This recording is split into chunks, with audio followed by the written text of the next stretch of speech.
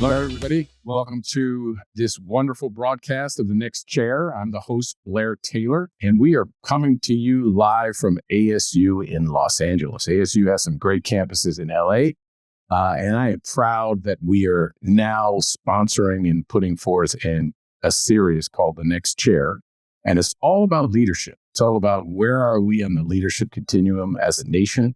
What do we need to do? What do we need to be thinking about? Especially with respect to the next generation of leadership. And I will tell you, we've got some great guests that you've tuned in to listen to today.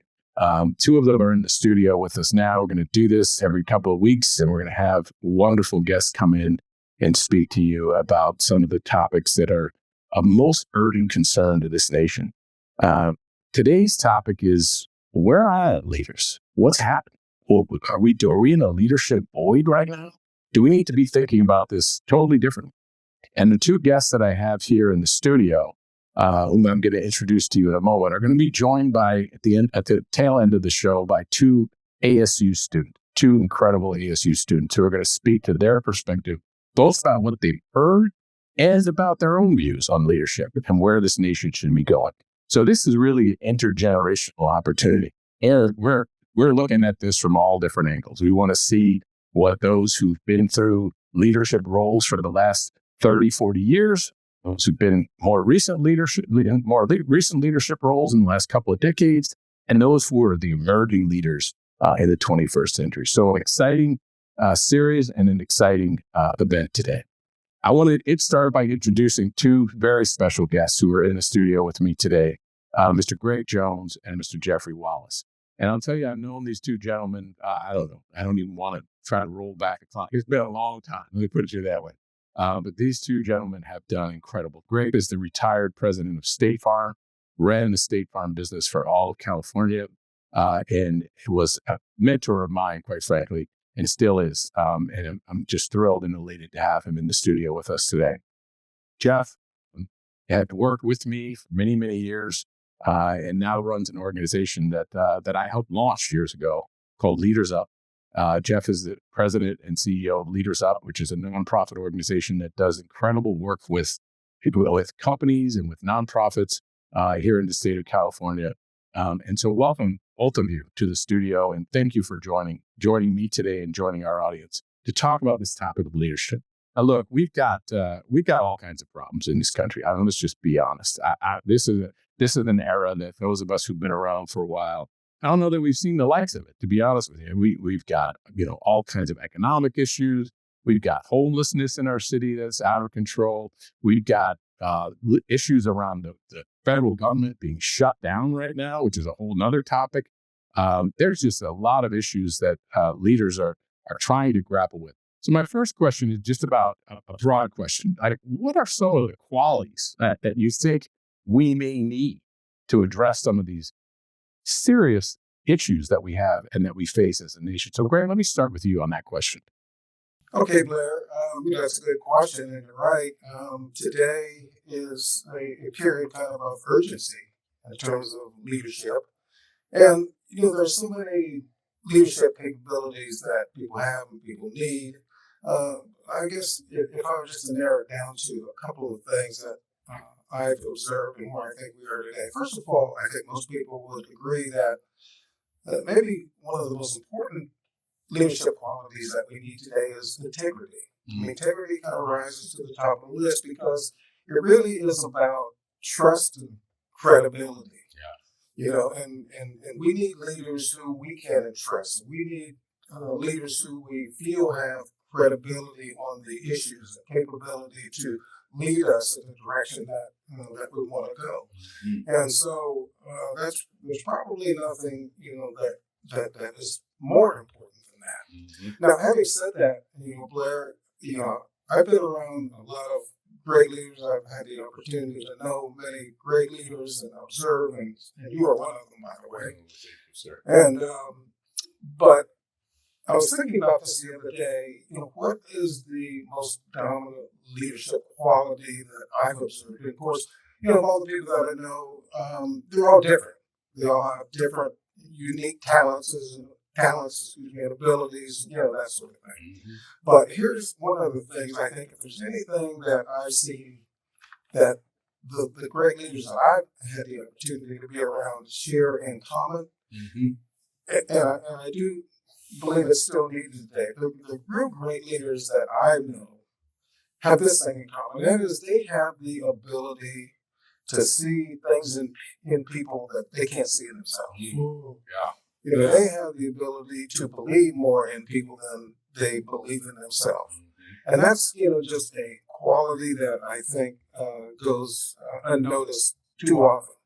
And it's important because, in my view anyway, leaders that have that capability, what it really does is, I believe it unlocks self-doubt that some people have. In some cases, it validates self-confidence that people have. But, we all know when people believe in us, we have a tendency to want to believe in ourselves, a little bit more.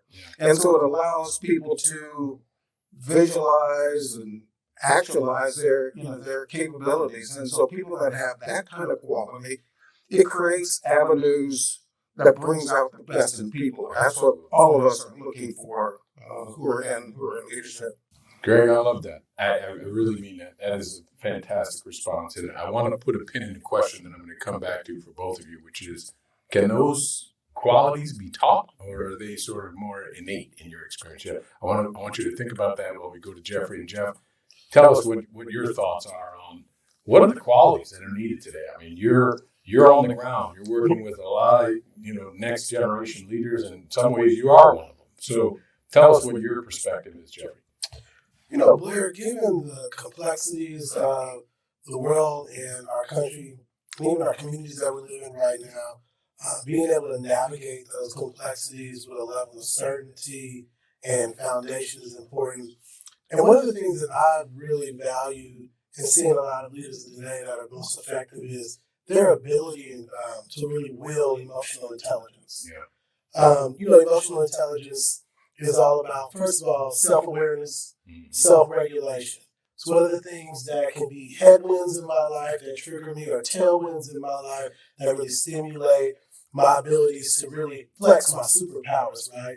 And that self-awareness of knowing what you're really good at. And it's kind of, complementary to what Greg was saying as well, is that great leaders see things in other folks, but great leaders also understand what they're uniquely good at and know how to fill the gaps with the team. So that leads to another point of emotional intelligence around beyond awareness to self-regulation. So now that I know what triggers me or what can catalyze my capabilities and strengths and capabilities as a leader, I can also regulate and not be bothered. And I call that, where you've heard me talk to young people about this as well, as being a thermostat instead of a thermometer. A thermometer, if the temp goes up, the thermometer changes. If the temp goes down, the thermometer changes as well. It's being controlled by its environment. But a thermostat allows you to actually control the environment that you're in.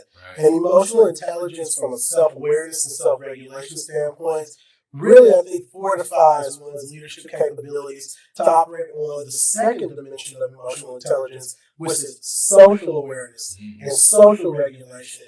And when you put social awareness together, it's how you impact the energy in the room, how you're able to wield, teams and motivate them to their highest capabilities, right? And that social regulation piece allows you to have some balance in that. Sometimes I need to lean in as a leader and be a little bit more forceful. Sometimes I need to lean into the coaching mindset and provide guidance. So emotional intelligence, I believe, is the most powerful thing leaders can wield at this time, because there's so much revolutionary action happening across our country and our world, from AI and the complexity that has in the workplace and in our community, to the social dynamics and political context that we see right now. In this world that we're in right now, you can be batted to and fro, or you can stand firmly knowing that, one, I am aware of what I'm great at. I understand how to regulate that and show up as my best self. I'm also aware enough to be vulnerable and know where I have, some Achilles heels that I might need to flank up with team members, right? But then I know how to treat those team members with care.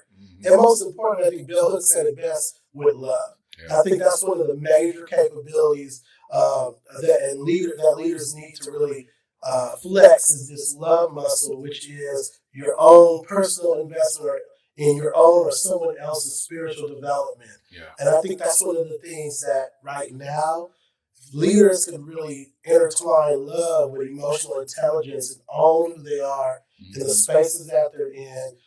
We'd have an even brighter future ahead. It's interesting, Jeffrey, because I you and I have worked together for a while, and I think there's a common ground in a lot of what you said. I will tell you what I've talk about with the classes I teach and the opportunities that I get.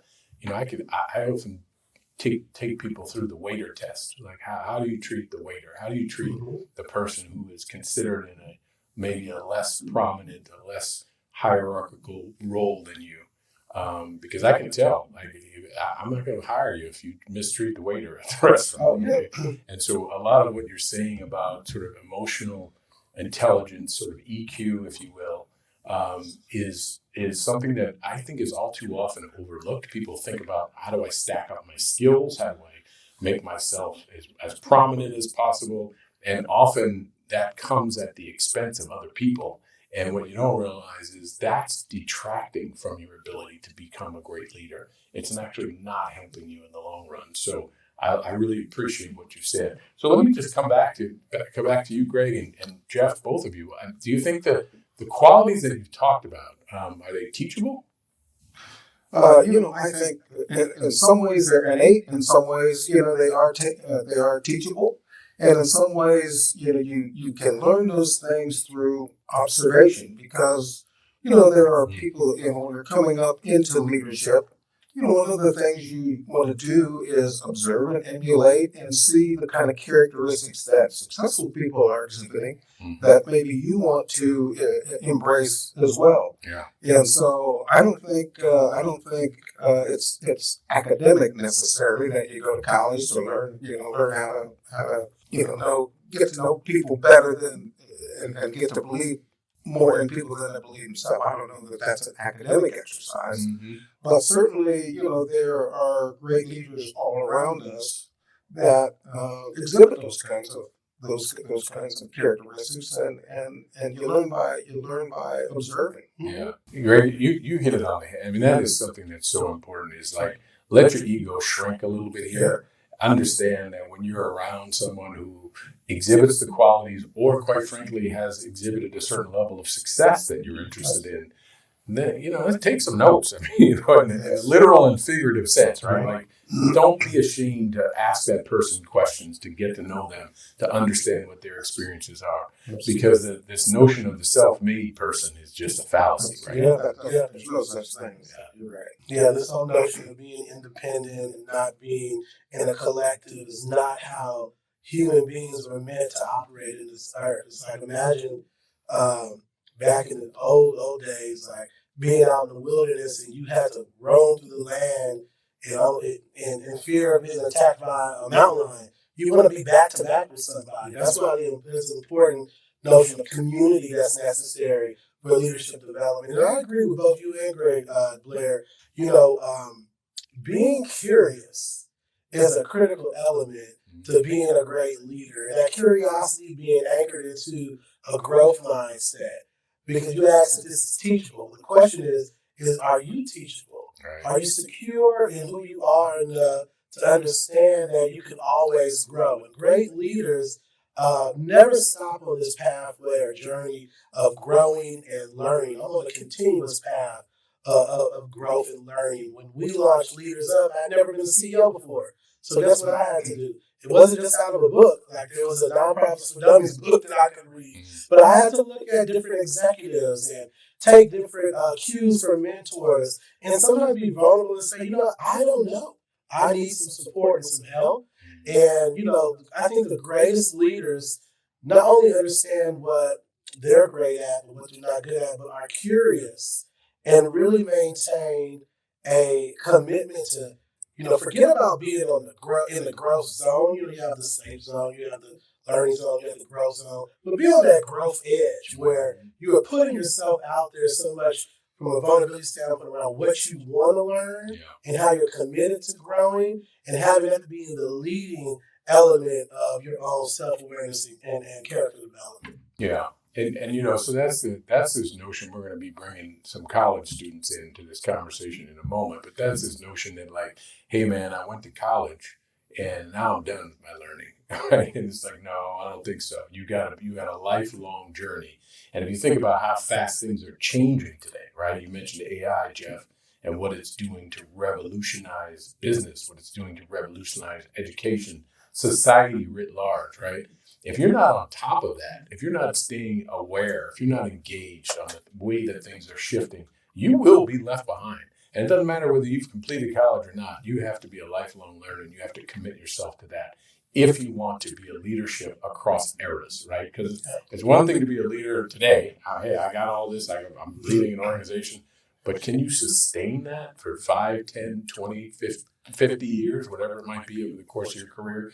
That's an effort. That's a different kind of thing. Isn't that right, gentlemen? And that's just not just for leaders or leadership. I'm sure all you who are listening to this, I've heard this 100 times, and Blair just articulated it. Your learning doesn't stop when they hand you a diploma. Right. That's just the beginning of your journey of learning. Yeah. And so, no matter what it is you do, no matter what direction your journey takes you in, if you want to add value, if you want to become the best that you can be, you got to be constantly learning. Mm-hmm. It's an ongoing process. And I know everybody's heard that a lot, but in fact, it's true. Yeah. You commit to being, commit to evolving, right? You want to be Netflix and not Blockbuster from the standpoint of evolution and being always being able to understand how to address a headwind that might be pushing against your vision or a tailwind that might catalyze your vision. And that takes evolution. Like, we don't want to be dinosaurs in this game of leadership. We want to be, always evolving and adapting and staying true to our core values, but adapting to the conditions that we come up against in the marketplace. Yeah, and it's interesting because, I've been at this for a while, okay, in terms of leading organizations and being a part of trying to develop leaders and trying to develop myself. And what I would argue is we're at a phase where this seems to be going a whole lot faster than it was maybe even 10, 15 years ago. And so, Greg, I'm just curious, you've lived through a few different cycles. Well, what are you seeing as the differences? I mean, are you seeing something emerging that looks familiar to what you've seen in the past? Are you seeing something that looks very different in terms of the kinds of leaders that will be required to help us get through this era? I mean, there are people who are literally worrying about sort of existential threats, right? I mean, I know we had that back in the 1960s with, the Soviet Union kind of a thing. But what are you feeling about the trend line, and how does that compare to what you've seen historically? Well, it's interesting for me because, my leadership journey started back when most of the people on this broadcast would consider the Stone Ages, back in the mid 1970s. And but I guess for me, Blair, I see a lot of similarities and some differences. And let me explain that. If you look at and learn about leadership academically, which most of these young people are doing, you learn about all the leadership competencies from vision, communication, and decision making, critical thinking, all those things. I mean, there's a long list of those things. And I only say that because most of those things are still applicable today. Yeah. Those qualities and those competencies. For me, it's more about the application of leadership. How leadership has evolved. And let me give you that. When I first got into leadership way back when, I was given 5 or 6 people to supervise. And I was told that it was kind of task-oriented. I was told, okay, you train them and you define the work for them and you guide them and you oversee their work. And if they need more training, you do that and you give them feedback on that. So it was kind of task-oriented. And leadership then, it was about the work. It was about teaching people how to do the work, get results, that sort of thing. Mm-hmm. So it was actually more about supervision than what I have come to believe or understand over the years than leadership. But to be fair, I mean, that was kind of what the workforce expected. When I went to work, they did that. Okay, you teach it. I'm going to teach you how to do this job. We'll let you know how you're doing. If you need training, we'll do all that. And so that was my first introduction to leadership, which actually was really supervision. And so, again, about the work. But now fast forward to today. Workforce expectations are totally different. Absolutely right. They're totally different. And so now people want to ask the questions, does my work align with my values? Does it give me personal satisfaction? Does the work am I proud of the work that I do and who I do it with? Is that important to me? Am I going to be treated fairly, equitably, all those sort of things. So I guess my point in that is, just like everything in life, leadership has had to evolve. And yes, it is different, but the core of that is still the same in my view. But how we apply it is different because we've had to apply leadership with today's expectations. Yeah, we've had to apply leadership to today's issues. That's how I've seen leadership evolve. Not that we distance ourselves from those core values. We have added more things. And like you guys said, leadership today is far more complex than it was certainly when I first started. And, over the years, we've had to evolve. What's your theory, Greg, about what happened? What brought that on? If you have one, I mean, was it complications in society? Was it the advent of technology? Was it a shift in generations? I think it might have been all of those things, but we adapt to our environment as it is, right? And our environment is constantly changing. Yeah. And whether it's a work environment, whether it's the environment we live in, and so as leaders, we've had to adapt that. You think about what leaders have to adapt to today, and how they have to change their leadership to address today's issues. Yeah. And think about what leaders had to do today. Many leaders had to deal with remote work, which you never had to do before. So you have people working from home. You've got to navigate what you guys already talked about, changing, emerging technology, which there was some changes in technology, I guess, as we went along our path. But today it comes much faster. And it's even more challenging. We have to, as leaders today, which we never thought about way back when, was the understanding and the impact of emotional intelligence. When I was running State Farm, way back when, I created a leadership academy, and the leadership academy was all about the foundation of emotional intelligence. So we based all of that work based on Daniel Goleman's initial book on emotional intelligence. But those are things that we've had to evolve and had to address and had to make that now part of our leadership lexicon. And so and creating culture. Now we have to really think about how are we creating a culture that brings out the best in people, because that's what leadership is all about. So, as I said, when I started, it was kind of about the work. Today, leadership is about the work and the worker.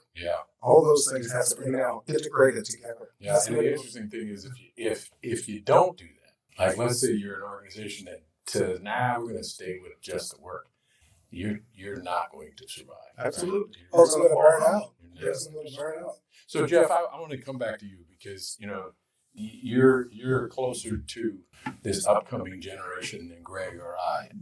So I want to ask you just a question.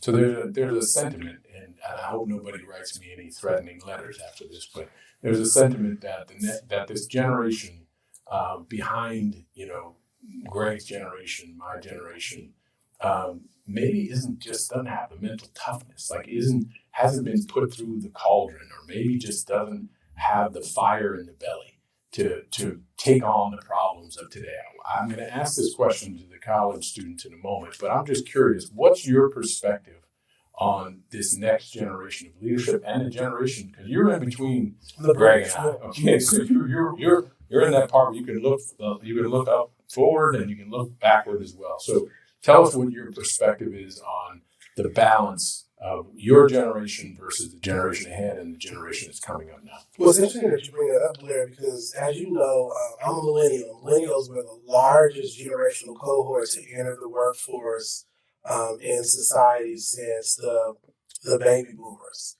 And with our entrance came, to Greg's point, an expectation around a new deal.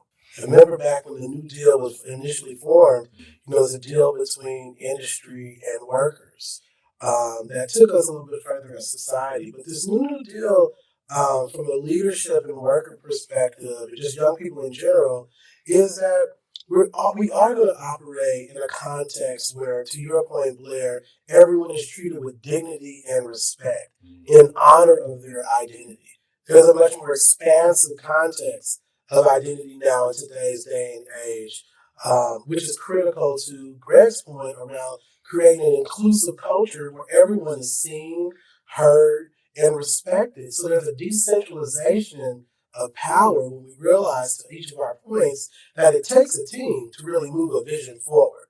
And now my generation and the generations to come, we actually are owning that power. We're owning that power and understanding that now leadership is not just a singular drum major, so to speak, of a movement, but it's more of a collective action and impact of us developing a shared vision, shared values, shared goals, and being able to collectively meet each other's interests, where it's no longer a singular set of interests that are prevailing. You have your interests, I have my interests, Greg has his. We can all come together to develop a shared vision, shared goals, shared action. And that decentralization of leadership and power, I actually believe is returning society back to its natural state, to that village mentality, to a commitment to community instead of individualism. There are a lot of tropes across the world around what it took to be a strong leader. You mentioned it too. Mental toughness, I believe, is a societal, manufactured development that you have to be tough in order to be a leader. Well, actually, what we've just been talking about, the most successful leaders are the ones that have the ability to diminish their insecurities and be vulnerable and ask for help, right? Which, in traditional standpoint, actually would be an indicator of being a weak leader, right? So there is demand from this next generation of leadership mind and the one to come for us to really put a different priority and weight on mental health, and awareness, and being able to really ensure that we're aligning perfect purpose and passion and profit as an ethos of how we all work together. And those things aren't mutually exclusive anymore. Yeah, I appreciate that, Jeffrey. And I think there's a real soundness to companies, for example, who've taken that into effect, and they've outperformed the ones that haven't. So, there's the proof is always in the bottom line for corporate America, for example. And I think that has proven true. So let me ask you. I want to last couple of minutes here before I bring the students into the conversation. This topic of this program is, where are the leaders, and where are they? I mean, and more specifically, are we churning out the leaders that we need now from both of your perspective? Or are we at a crisis in terms of leadership? And I don't just mean in terms of that, the younger generation. I mean, us older folk. Like, are we leading? Or are people so fearful and filled with trepidation, and I don't really want to step out because somebody might cancel me, or all of those things that are permeating our society now? Do we have the leaders to address homelessness and crises in government and political factions and the advent of AI? And some of these things are opportunities. They're not just crises, right? So you have to have leaders to address the opportunities and the crises. are we preparing our leaders for the issues that lie ahead in the 21st century? Well, that's a difficult question. I don't know that I'm an expert enough to answer that. I think there are plenty of people out there who have the kind of leadership capabilities that are needed and are needed today.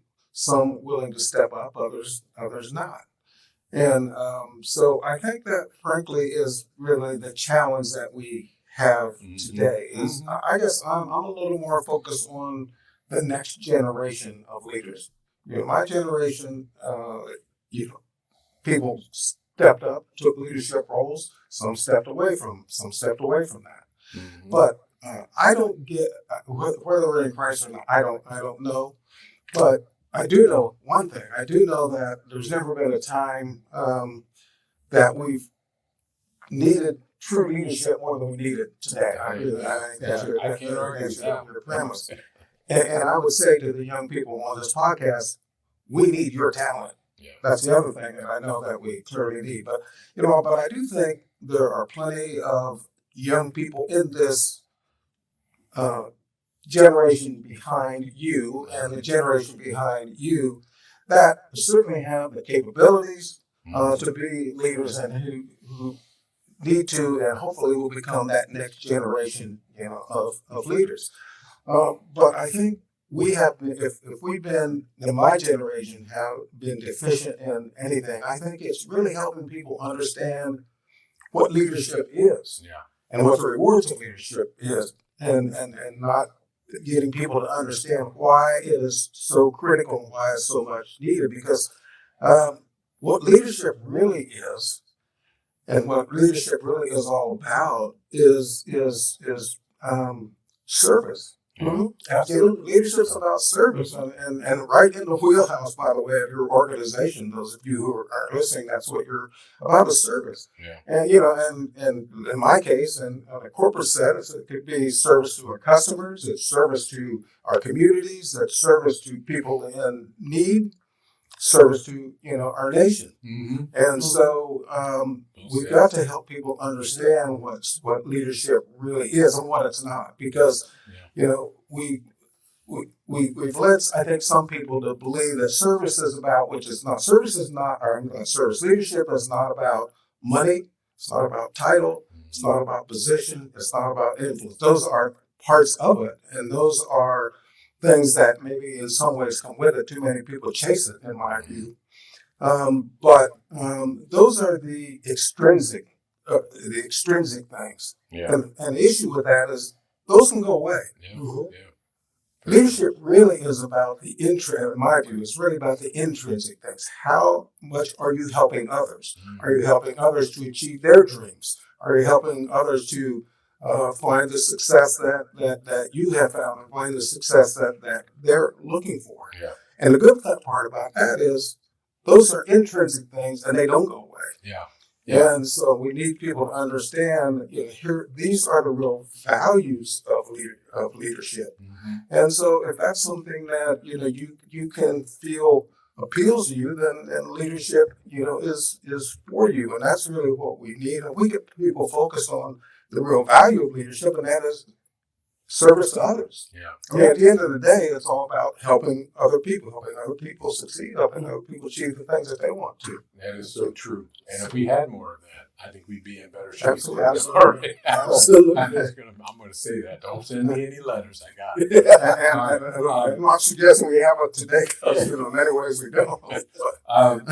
So let me, Jeff, I want to bring you back in, and then I want to go to the students right after that. But one of the things that has been said about generations ahead of yours and ahead of the students is that perhaps there wasn't a good enough job of mentorship. Perhaps people weren't brought along with all of the attributes and things that Greg has just so beautifully pronounced as critically important to the development of leaders. And you both have agreed that most of leadership is probably learned from others. And I just wonder, how have you felt and seen the notion of mentorship? Is that contributing to a lack of leaders today? What's your perspective on that? think the lack of leadership, I mean, the lack of mentorship is contributing to the question of folks not being able to find leaders because, you know, this notion of natural born leaders, but that's a fallacy from my opinion. Yes. Leaders are grown. Leaders are cultivated. Leaders are prepared, and mentorship plays a big role in that. The intentional and mentorship boils down to you really loving someone. You're going to invest in their development, right? I'm sitting in a room right now with two generations of mentorship that has developed significant leaders that have moved from being transactional to transformational.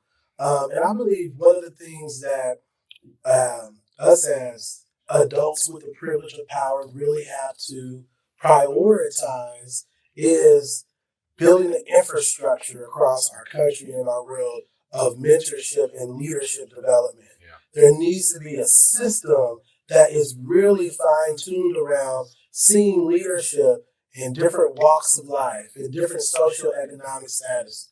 Leadership today is not going to look like leadership of the past. And right now, young people are thirsting for that opportunity. They say they need the social capital. They say they need support in navigating. They say they need someone to not just open the door, but pull them in and lift them as that individual is climbing. And I think mentorship is a key element of that, of ensuring that we are directly pouring in and depositing. And also, quite frankly, the more we do mentorship, the more we learn too as leaders as well. We're evolving and getting better. So, through mentorship, you're cultivating visionary leaders. Through mentorship, you're really cultivating leaders that can be futurists, that understand the past so that they can make better decisions for a brighter future. And that's what futurism really is all about, is that we can take the trends of the past to make decisions now that build a better future. We're also recognizing that mentorship recognizes that those that are most proximate to the problems should be at the table supporting the design of the solution. So mentorship is also about making space for folks to bring not just their lived experience, but their lived wisdom to the table to shape and design the systems, the policies, the solutions that will help us build a brighter future. So I strongly believe, Blair, that we must double down, triple down on developing a mentorship and leadership development infrastructure, because if we're asking where are the leaders,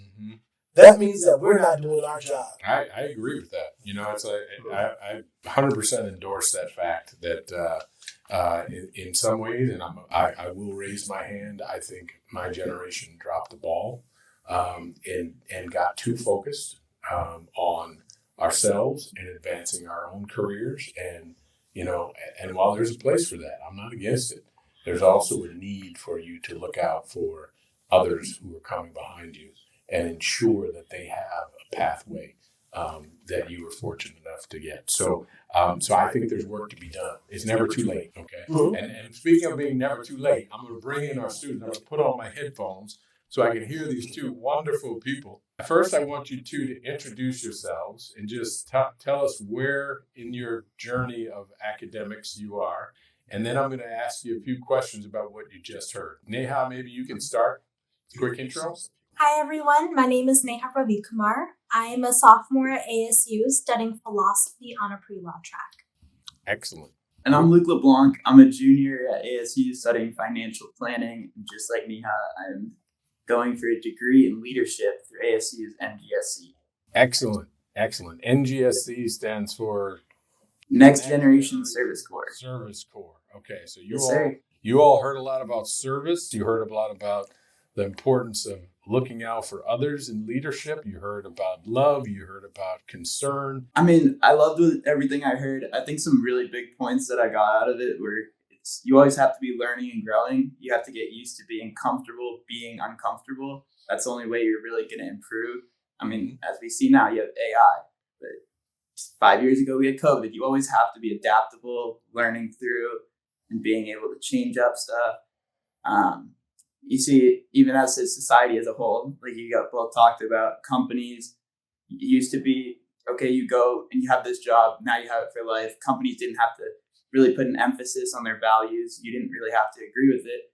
And now as a whole society, we're changing into, okay, if I don't really agree with your values, I can leave. I mean, people nowadays are really voicing their views more.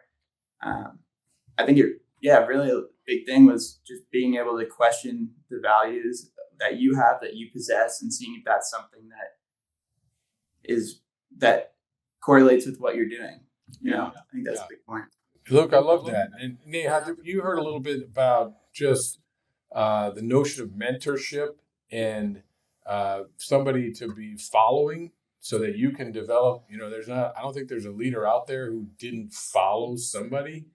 Do you feel like you're getting mentored? Do you feel like you're getting the appropriate training that you would need to be able to tackle some of these issues and opportunities that are happening in the world around you? I am currently getting mentored. I am part of my undergrad mock trial program here at ASU. Essentially, for those who don't know what mock trial is, we get a fake legal case. We have to act like attorneys and witnesses and present our case to a presiding judge. And I'm grateful for the opportunity to have 14, I believe, coaches in this program. It's the largest coaching staff that a mock trial program has in the country. And I'm grateful for each and every one of them. They spend hundreds, if not thousands of hours a year just helping us. They come Wednesday nights, Saturdays mornings to help us. They travel to our tournaments, having to take time off work just to sit in 3-hour rounds and take notes and teach us, mentor us. They meet outside with us if we need to. And honestly, sometimes I just need their support and advice. How am I going to get through this? For example, last year, I got put on the F team in my program, which is like the newbie team. And we were all newbies. We were given roles we've never done. We didn't know what we were doing. And we're going up against A and B teams full of seniors and juniors with 4-year experiences, done multiple roles before. And it's our first time stepping into a courtroom.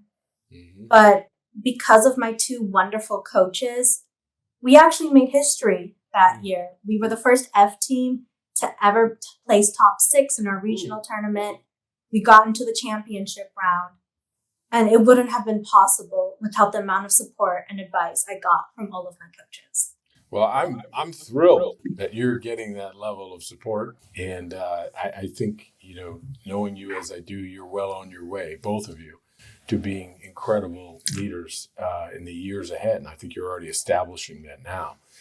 My question is, when you look at your peers, when you think about what's going on in your generation, there's a cancel culture out there right now. I mean, there really is, right? So if you step out and you speak your mind, all of a sudden you run the risk of potentially being canceled. How much is fear inhibiting you or your peers from stepping out and taking leadership head on and taking on roles that might put them in a position of leadership? Is that playing any role in your experience? Yeah, I mean, that's definitely a major factor. I mean, I think people are scared to say their views on just about anything at this point. Almost anything can get you canceled. So I think it's something where you can even be sitting in class and, where it's something you want to be holding a discussion and you're scared to voice an opinion or you are forced to agree with it because you don't want the other people to not like you. You really just don't want to get in the mix of it. I think it's really gotten to a point where people are scared to show their views and show what they want. But I also think, there is good that comes from it as well. I mean, you wouldn't be seeing, I care to say, you wouldn't be seeing 95% of these companies be doing the social responsibilities that they're doing had there not been a cancel culture or had they, had zero backlash for not doing it. I think that does hold a good and bad. But no, I do think it definitely prohibits people from voicing their actual thoughts on a lot of matters and getting through and seeking new ideas. Neha, what do you think? Cancel culture affecting you? I guess I'll just put this out there. I'm a huge K-pop fan. I love the K-pop music industry. But something I've seen is if like a celebrity just does one small thing, it's completely canceled. Or like if a fan voices one opinion, they can get their home address, phone number. It starts going out everywhere on the media. You're right. So I do think it has caused a lot of the younger generation like myself to have to be aware of what we are putting out on the internet, because it is public. Everyone will see it. Yeah. Yeah. I appreciate that. I appreciate your candor on that. If you had to say a couple of things that are missing for you, like, boy, if we had this, our leadership in our generation would seriously be in a better position. What are the things that are missing? What's missing for the two of you? I think clarity and direction. I mean, this is the generation with the unlimited access to information. We just don't have the guidance to navigate it correctly. We're trained like academically, but we're not trained emotionally or financially. Like, we don't get taught things like resilience or managing uncertainty. So, I mean, there's just not a lot of that real life aspect that we get out of things. Whereas, I mean, we have all the information on our phone that we'll need academically ever, but we don't get taught that real world stuff. Yeah, that's excellent, Luke. How about you, Neha? What do you think? What are you missing? I think for me, and like for what I've seen, two things, kind of what Luke was saying, we get taught like academics, like everyone gets taught math, science, history, English. But I still remember when I got my first job, when I got it at 16. And then when Jan 1 W-2s come out, I'm like, what's a W-2 form? I didn't even know the basics of taxes. Okay. Thankfully, in my senior year, I was able to take a course on finance, and I learned about stocks, bonds, taxes, and everything to do Finance 101. But I feel every person needs those basic skills to be able to navigate, because when we come into college, we are most of the time living by ourselves. We're doing new experiences, we're getting jobs, opportunities.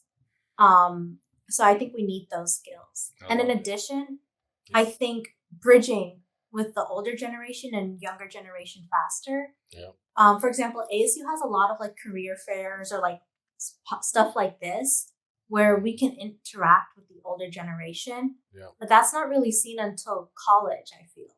Yeah. A lot of high schoolers who are kind of looking for, what can I do in this field? For example, I know a lot of people who are scared to do pre-law because they don't know what comes in pre-law. They don't know what happens when they become a lawyer. So kind of getting that bridge is what's going to help with them to understand how they see themselves in the world. Wow. Those are some really cool responses from both of you. There's a reason why you were picked to be on this show. I'll tell you that. No, in all seriousness, I want to end with you two on what's giving you hope. Like, what there's so much gloom and doom out there. There's so many things that, could be depressing. And I don't even need to go through them. There's just a lot of things that could be making you leaving you in an emotional lull. What's giving you hope? What's making you feel better about your future today? I think a lot of what Jeff was talking about in the last question about how we're becoming a village where it's not just companies can ignore us or anything like that. It's a lot of we're pushing values. I think a lot of blame gets pushed on this generation, whereas, okay, we don't talk things through. But as they talked about earlier, leadership is something that a lot of people learn through watching others. And I mean, the things that we're seeing we see Congress doesn't even speak with each other anymore. The House members don't speak with each other. I think we learned through a lot of the older generation's leadership that you don't have to speak with each other. Just stick with your group. You don't have to talk things out. So I think something that's giving me hope is that leaders like us can hopefully sit here and talk things out through differing parties. And I think we are starting to see that in some of the younger generation through, they'll debate people and actually try to learn through stuff like that. But yeah, definitely just the fact that a lot of people are becoming more value driven and that stuff like that. Yeah. Yeah, I love that, Luke. That's fantastic. Thank you. Neha, what do you think? For me, kind of going on like based on what our two leaders just said, is we're very passionate. Even though there is cancel culture, a lot of our generation are going out there and still trying to make a difference. For example, I was a Girl Scout I think I did it for 9 years. I started when I was 9 till 18 when I did my Gold Award Girl Scout project. And I thought like, I'd be one of the only few girls to actually do this. But No, my graduating class was like, I think 50 of us in the state, 30 to 50 of us in the state did it. So it's like it's increasingly where we are seeing the problems that are happening right now, and we're ready to take a change, make change, and be there for our community because that's what we need right now. Okay, scale of 1 to 10. 10 being my future is the brightest thing ever, huge bright light. 1 being I'm crawling under a rock and I'm not coming out. How are you feeling right now about your future? Luke, go ahead. It's a 9. It's blinding. There you go. I love it. Too excited over it. That's beautiful. Neha. No, I think you have to have a little bit of optimism. Yeah, you know? Absolutely. That's great, fantastic. Neha, where are you on the 1 to 10 blinding light curve? I think for me a 7 right now, just because, like kind of what we're talking about, I'm still in that growth mindset where I'm trying to figure out, yes, I want to do law. I don't know what field I want to do. So I'm right now learning from my older mentors, what are the types of different fields and opportunities out there? And what do I like? Where can I make change? And how do I see myself in the world? Fantastic. Well, you two are on your way. And I'm here to help in whatever way I can. But I appreciate you both. Okay. I want to bring Jeff and Greg back into this discussion. And Jeff and Greg, these two dynamic young people talk about a lot of things. But, one of the things I want to drill down on is they feel like their generation is missing clarity. They're missing direction. They're not being trained in the emotional side of things. And yet they still have hope. They still have optimism, right? That's a big deal that you can balance those things.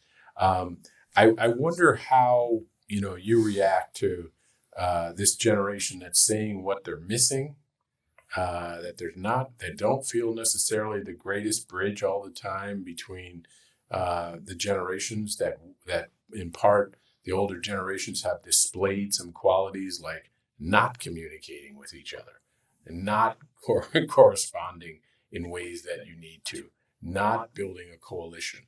And yet their generation is trying to break through and do it a different way. I just want to hear your reactions to some of those comments, if you have them. When I first got into leadership, as I indicated, we being African Americans at the time we went into leadership, we were probably one of the first, if not the first generation in large numbers who found ourselves entering into leadership, both public and private. And we felt some of those same things that you're feeling. And so part of that is responsibility of the generation ahead of you. Part of it is your responsibility as well, as we felt it was like our responsibilities. So I'm saying that so we got into leadership in large numbers. We didn't have many role models that were doing the things that we were doing. We didn't have many people that we could look at and see that could understand and appreciate the things that we were dealing with. So I say that to say, part of that is responsibility of those above you to reach back, as they say. My father always told me, and we've said, those of us in the American community have heard it many times, you reach as you climb. And by that, I mean, our responsibility is to reach back and help others who are coming behind us. Mm-hmm. And that is a role that my generation tried to do, probably, honestly, a little bit better than the generation that followed us. You may agree with that or not, but I think that is probably true because that was a mantra we dealt with. But having said all that, we had to take some of that responsibility ourselves. Yeah. And how did we do that? We did what you've already heard these guys say. You ask a lot of questions. You be observant. You be curious. And you, if people aren't reaching out to you, reach out to them. And that's part of your, so we have an equal responsibility in that. I think Blair's generation, Jeff's generation, has that responsibility. These guys, of course, already do it. To reach back and help you. But that's part of the responsibility for you, as well. But here's what you find. Blair's heard me say this many times. I personally believe there are many people out there who are reaching down to help you. You've got to seek them out. But there are plenty of people that are willing to reach down. And all you have to do is be willing to reach up. And, if you're willing to do that, I guarantee you're going to find people that are there to help you, support you, to guide you, to mentor you, to give you the things that you are saying that you need. And the funny thing about human nature is people like that. People like to be asked to help. If you ask me, would you help me? Most people feel pretty good about that. And so I think it's a dual responsibility, I guess, is what I'm saying. And understand this too, by the way. You, whether you know it or not, you are role models of somebody. Whether it's your family, whether it's friends, whether it's colleagues, whether it's fellow students. So embrace that as well as these generations, mine, these two guys need to embrace it, as well. So it's a responsibility that is a shared responsibility. Yeah, Jeff, such an important message, because people often think like, when I wake up, I'm going to be a big leader one day, and not realizing like, no, you lead from where you are right now. Okay. You are in a position where people are watching you. You, as students, you're in one of the top universities in the world. People wish they could have the leadership positions you have right now, not tomorrow, not next week, right now. And so eyes are on you even at this moment. So Jeff, what say you? You got a chance to hear some of the things that these terrific college students have said. Give us your reaction. Well, I think from a point of reflection about my generation and generations before, it's incumbent upon us to lower the prioritization around transactional and really prioritize the relational elements between our generations. And that's that bridge that needs to happen. We have to lean into the relational elements that help us not just know individuals, but understand and provide radical candor and radical care, because those are the elements of an environment that helps help individuals grow. We also have to create spaces where safety is normalized, psychological, physical, emotional safety, where opportunity is equitable. So many times in my development, a leader just said, well, here's the project, figure it out, and I'll coach you along the way. And those opportunities help shape me in ways to know that from an actualization standpoint, that I can build things. From back envelope concepts into organizations, from grant proposals into trips to China. Those are opportunities that I've had to actually take vision and develop. And through those processes, that process, there's a lot I learned about myself, the capabilities that I have. And so when we're talking about the uncertainties that you have, it's all about putting yourself out there to fail forward, and ensure that we're taking the quote unquote L's in life and turning them into lessons, right, that we take with us. And I think it's more about us as generations ahead, just saying plainly, I see you, I respect you, I believe in you, I'm proud of you. Because so many times I run into and connect with young people that weren't privileged enough to be raised with caring adults saying that to them on a consistent basis and actually meaning it. Right. So I think the call to action that we're hearing from our young leaders today is that we have to do more about building those relationships, making ourselves accessible. To Greg's point, as you're reaching out, we're reaching out as well to really manifest the reality that, as they say in the community, we all we got. Right. So coming together to really invest in the next generation is only going to propel our communities, our neighborhoods, our society, our families forward. Yeah. Well, I want to close by just saying a huge thank you, because if the listeners who are out there, you may not realize it, but you've had an opportunity to listen to some great leadership in Jeff and Greg, and some future leadership in Neha and Luke. And I just want to thank all of you, because there are some pearls of wisdom that were dropped. And so I'm going to ask that we continue this conversation, not just on this program. We will be doing more of these broadcasts, but I want to see that things light up in the margins, and people making comments and having discussions, and whatever provocative things we may have said or we may say in the future. Let's debate them, because this notion of coming together and speaking and working things out, that's a big part of leadership. And that's what we need today, is people to come out of their foxholes and discuss ideas and shape them so that they become the best that they can possibly be. Thank you all for listening. Until next time, we will see you at a future date. Thank you.